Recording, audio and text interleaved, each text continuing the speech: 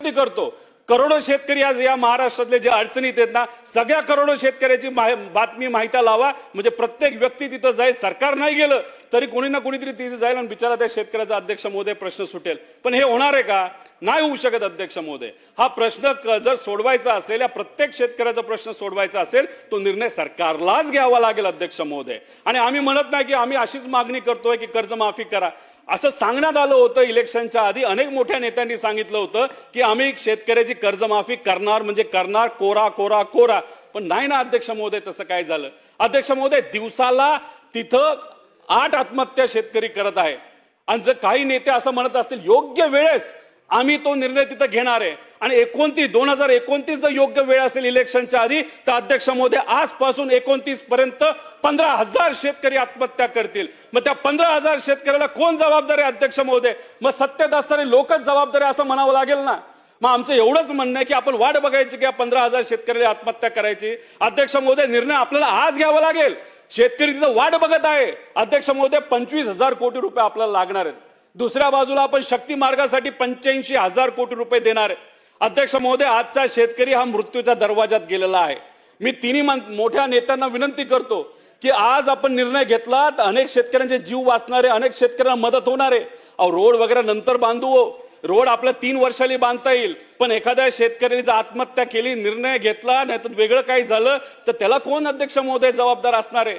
त्यामुळे विकास तर झाला पाहिजे, पण तो 3-4 वर्षांनी अध्यक्ष महोदय नंतर होईल. पण आज आमच्या या शेतकऱ्याला 25,000 कोटी रुपयाची कर्जमाफी अध्यक्ष महोदय झाली पाहिजे, असं या सरकारला त्या ठिकाणी मी विनंती करतो. त्याच्याबरोबर कृषी सन्मान योजना अध्यक्ष महोदय 3,000 रुपये वाढवले जातील असं सरकार आल्यानंतर काही नेते बोलले होते. अध्यक्ष महोदय, हे 3,000 रुपये तुम्ही वाढवले, 5,500 कोटी रुपये लागणार आहेत. तेवढी मदत जर शेतकऱ्याला तुम्ही आज देऊ शकला, जो आज शेतकरी अडचणीत आहे, नक्कीच त्याची मदत ही त्या शेतकऱ्याला अध्यक्ष महोदय होईल. भावांतर योजनेचं अध्यक्ष तसंच आहे. जर मार्केटच पडत असेल, त्यात तिथं ट्रम्प तात्या म्हणतायत की तिथं जे उत्पादन होतं ते भारतात आणायचं, आणि ते आपलं सरकार ऐकणार नाही असे आम्ही अपेक्षा करतो. पण चुकून ते ऐकलं गेलं आणि तिकडचं सोयाबीन आणि कपाशी जर आपल्याकडे आलं, तर अध्यक्ष महोदय जो रेट आत्ता मिळतो, जो परवडत नाही शेतकऱ्याला, त्याच्यापेक्षा रेट कितीतरी खाली जातील आणि आमचा शेतकरी भारतातला अडचणीत येईल. अध्यक्ष महोदय, म्हणून भावांतर योजना आपल्याला आणण्याची जरूरत आहे. त्याच्यामध्ये सोयाबीन शेतकऱ्याला 4,000 कोटी लागतील, कापूस शेतकरीला 5,000 लागतील, कांदा शेतकऱ्याला 10,000 कोटी रुपये लागतील. टोटल 25,000 कोटी रुपये हे जर आपण प्रोव्हिजन करून ठेवलं, जेव्हा लागेल तेव्हा ते जर वापरलं, तर शेतकऱ्याला एक आत्मविश्वास राहील की मार्केट खाली आलं तरी आमचं सरकार आम्हाला अध्यक्ष महोदय त्या ठिकाणी मदत करते. म्हणून हे 25,000 कोटीचं प्रोव्हिजन या बजेटमध्ये या सरकारच्या माध्यमातून अध्यक्ष महोदय त्या ठिकाणी व्हावं. पीक विम्याच्या बाबतीत अध्यक्ष महोदय अनेक वेळा विषय मांडले, 3 वेळा तर याच सेशनमध्ये मी मांडले. जे 4 ट्रिगर काढण्यात आले, माझ्या मतदारसंघामध्ये 10 कोटी गेल्या वेळेस विमा कंपनीकडनं मिळाले होते. आणि ते कुठल्या ट्रिगरच्या अंतर्गत मिळाले होते? लोकलाइज कॅलॅमिटी, म्हणजे त्या क्षेत्रामध्ये पाऊस झाला, त्यात नुकसान झालं, त्या शेतकऱ्याला अध्यक्ष महोदय तिथं मिळालं. पण आताच्या विमा कंपनीच्या पॉलिसीमध्ये तो ट्रिगरच नाही अध्यक्ष महोदय. तर गेल्या वेळेस जेव्हा आपण बघितलं होतं 3700 कोटी रुपये देण्यात आले होते, आणि त्यातला 78% पैसा हा या इतर ट्रिगरच्या बाबतीत दिला होता. म्हणजे जो ट्रिगर आज नाही, म्हणजे येत्या काळामध्ये, या पावसाच्या काळामध्ये आता काय झाले अध्यक्ष महोदय? पेरणी झाली, बऱ्याच ठिकाणी पाऊसच नाही. मग पाऊस नसेल तर तिथं नुकसान झालं तर या विमा कंपनी त्या शेतकऱ्याला मदत करणार नाहीत. जिथं अतिवृष्टी झाली तिथं शेतकऱ्याला मदत ही विमा कंपनीकडनं या नवीन रूल प्रमाणे अध्यक्ष महोदय मिळणार नाही. तर मग सरकारने त्या विमा कंपनीला टेबलवर आणा, चर्चा करा, आणि जे 4 ट्रिगर वगळण्यात आलेले आहेत त्या कंपनीकडनं अध्यक्ष महोदय ते परत एकदा आणा. पण कदाचित काही लोकांचा असा अभ्यास आहे की आपल्या राज्याचे 2,000 कोटी वाचतील आणि केंद्र सरकारचे 3,000 कोटी वाचतील. 5,000 कोटी वाचवण्यासाठी या शेतकऱ्यांचं जर नुकसान आपण करणार असो, तर अध्यक्ष महोदय हे योग्य ठरणार नाही. त्यामुळे त्या बाबतीत लक्ष द्या. त्याच्याचबरोबर अध्यक्ष महोदय, जीएसटी भरपाईच्या बाबतीत अनेक जे सत्तेत पक्ष त्यांच्या जाहीरनाम्यामध्ये असं बोललं होतं की जीएसटीच्या मार्फत जो काय पैसा शेतकऱ्याकडनं घेतला जातो 50% आम्ही सरकार म्हणून त्या ठिकाणी माफ करू. अध्यक्ष महोदय, 14,000 कोटी रुपये हे जीएसटीच्या माध्यमातून या शेतकऱ्याच्या खिशातून पैसे सरकार घेत असतं. आता तो पैसा हे फक्त राज्य सरकारचं बोलतोय. 14,000 कोटी रुपये जर या सरकारकडे येत असते आणि तुम्ही शब्द दिला होता 50% आम्ही माफ करू, नाही तर परतावा शेतकऱ्याकडे देऊ, मग तुम्हाला 7,500 कोटी पर्यंत ही किंमत ही आमच्या शेतकऱ्याला अध्यक्ष महोदय त्या ठिकाणी द्यावी लागेल. अध्यक्ष महोदय, फक्त आमचं एवढंच म्हणणं आहे की हे जे धोरण केले जातात ते एसी मध्ये केले जातात, ते राबवावे तर लागतील. इलेक्शनच्या काळामध्ये आम्ही बोललो होतो, सत्तेत आल्यानंतर आम्हाला ते द्यावं लागलं असतं. आज हे लोकांच्या आशीर्वादाने सर्व सत्तेत आलेले आहेत. जो दिलेला शब्द तोच तर मात्र पूर्ण करायचा आहे. फक्त जास्त वेळ अध्यक्ष महोदय थांबून चालणार नाही, तर शेतकरी मोठ्या प्रमाणात अडचणीत त्या ठिकाणी येत आहे. त्यामुळे या सरकारला मी मनापासून विनंती करतो की लवकरात लवकर त्या ठिकाणी या बाबतीतले निर्णय घ्यावे, आमच्या शेतकऱ्याला त्या ठिकाणी तिथं मदत करावी.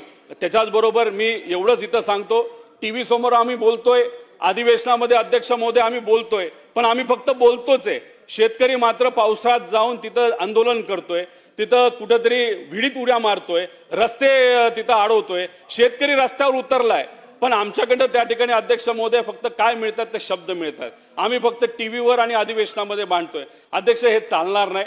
नाहीतर टीव्हीवर बातमी आली तर आम्ही खुश झालो, विषय संपला. विरोधकांना सुद्धा एकत्रित येण्याची अध्यक्ष महोदय जरूरत आहे. सरकारला सुद्धा विनंती करतोय, मायबाप जनता तुमच्याकडे बघत आहे, तुमच्याकडे पूर्णपणे अधिकार आहेत.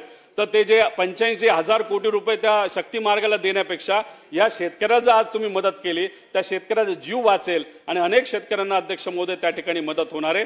त्यामुळे मी या सरकारला पुनश्च एकदा या विनंती करतो की आपण आमच्या मागण्यांकडे लक्ष द्यावं आणि हे ज्या मागण्या आहेत त्या सर्व मागण्या सर्वसामान्य लोकांच्या आहेत आणि तुम्ही याच्याकडे लक्ष द्याल असा विश्वास या ठिकाणी व्यक्त करतो. आणि आज तुम्ही बोलण्याची संधी दिली त्यासाठी मी मनापासून आपले आभार आहेत.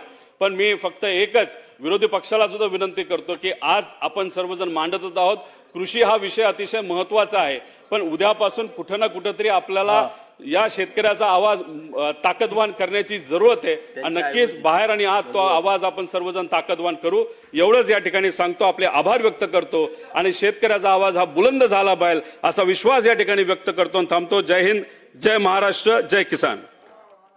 शेखर, जिथं अतिवृष्टी झाली तिथं शेतकऱ्याला मदत ही विमा कंपनीकडनं या नवीन रूल प्रमाणे अध्यक्ष महोदय मिळणार नाही.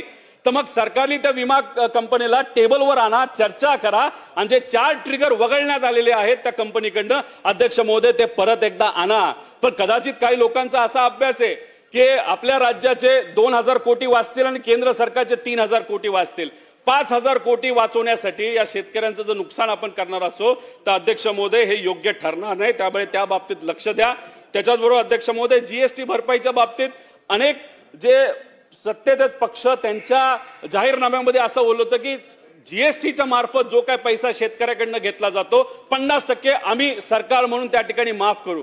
अध्यक्ष महोदय 14,000 कोटी रुपये हे जीएसटीच्या माध्यमातून या शेतकऱ्याच्या खिशातून पैसे सरकार घेत असतं. आता तो पैसा हे फक्त राज्य सरकारचं बोलतोय. 14,000 कोटी रुपये जर या सरकारकडे येत असते आणि तुम्ही शब्द दिला होता 50% आम्ही माफ करू नाही तर परतावा शेतकऱ्याकडे देऊ, मग तुम्हाला 7,500 कोटी पर्यंत ही किंमत ही आमच्या शेतकऱ्याला अध्यक्ष